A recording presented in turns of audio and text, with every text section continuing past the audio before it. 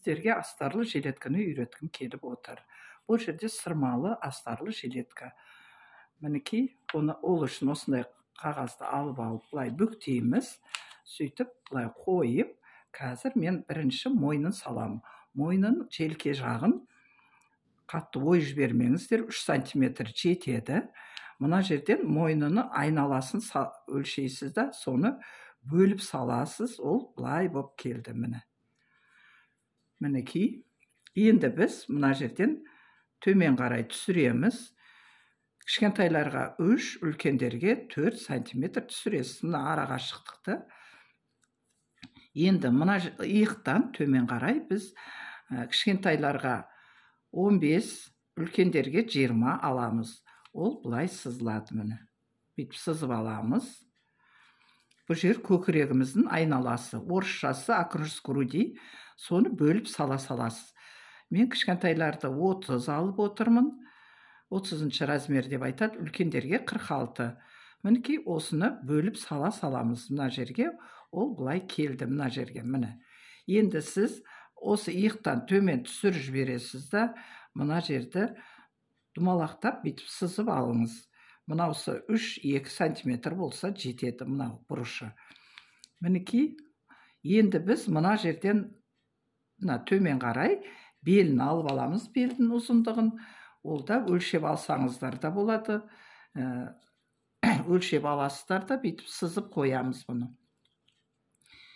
Енді мына жерді белі дейміз, оты, бел. Бұны да 2 бөліп саламыз. Бұны қажет емес белді салуды. Енді бізге ең керегі мына жер болып тұр.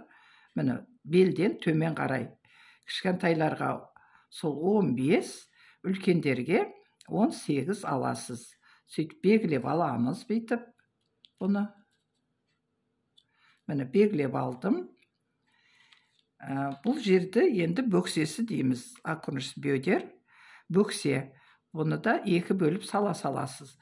Менікі 49 болған, кішкентайлардікі 30, 31 бола береді. Менікі 49, 49-ды бөліп саламыз, ол мына жерге келеді. Кішкентайлардікі болса, ол да солай келеді, бүйтіп қоса саласыз.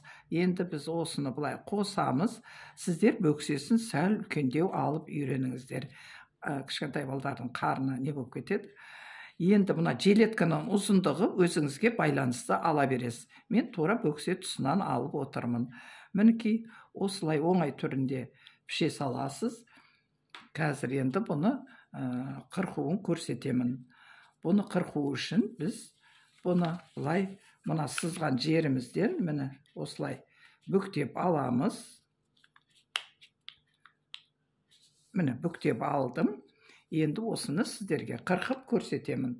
Ол үшін бірінші біз мынау қолтығын астын қырқып аламыз, мінекей. Одан кейін желкесі, мына иығы дейміз. Енді алдыңғы жағын мойнын қырқып аламыз. Міне. Енді бізге мына алдына түйме жасайсыз. Оны 2, 3 немесе 4 сантиметр болып бүйтіп артығынан қырқып аласыз. Мені қырқып алдық. Мына бөксесінде қырқып тастаймыз. Ұзындығы өздеріңізге лайықтап ала беріңіздер.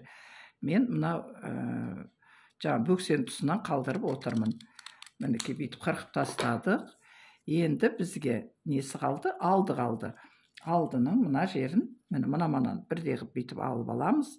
Ол да ашықтығы өздеріңізге байланысты алып отырыңыздар. Думалақ алсаңызда өте жақсы. Кішкентай балдардың омыраулары жабық тұрады. Или бұлай 3 бұрыш қып алсаңыздар да болады. Мен бұны думалақ қырқытым кеп тұр. Ашықтығын өзіңізге байланысты ала бересіз. Мінекей, қарап тұрсаңыздар, осы әдемі болып шықты. Енді тағы бір айтайын дегенім, мына алдыңғы шығысымыз біздің бұлай қолтығымызға тақалып тұрады. Осы жерден 1-2 сантиметрде алып, осылай ойып тастау керек біз. Мінекей, қазір бұны қырқуын көрсетейін. Мені осылай қырқамыз.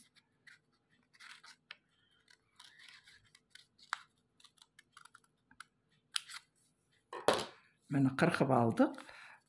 Бұлай қарасаңыздар, мінекей осылай ашықтау болып көрініп тұрады. Бұл қолтығымыздың айналасы, мына жері. Мінекей бұны енді бүйтіп алып, мен бұны қабаттап алған, мұны қарап тұрсаңыздар, бұлай әдеме шықты. Мінекей осылай шықты. Енді сіздер тура осыған қойып матаңызды пішіп аласыздар, астары пішіп аласыздар, әрі сырмалы синтефон алсаңыздар да болады. Соған қойып пішіп алып, бірінші сіздерге мына қолтықтың айналасын тігіп алыңыздар. Одан кейін мына мойнында тігіп алсаңыздар болады. Бұлай мойын жағын, міне, бұлай. Содан кейін барып, сіздерге аударып аласыздар. Мына жерді строчка тігіс жүзсеңіздер де болады. Одан кейін қойып, мінекей, бұлай қоясыздар да, иығын тігіп аласыз. Міне, иықты тігесіз. Бұны арасына кіргізіп жіберіп, міне осылай, бұл өте жеңіл. Әрі бұны пішіп алғанда сырып қойсаңыз да болады, полоска қылып сырсаңыз да, өзіңіздің қалауыңыз біледі. Мінекей осылай өздеріңізге қазіргі қыстың уақытысында өздеріңізге, бала шағаларыңызға сатылымға қойса да өте жеңіл түрінде тігіп шығатын боласыздар.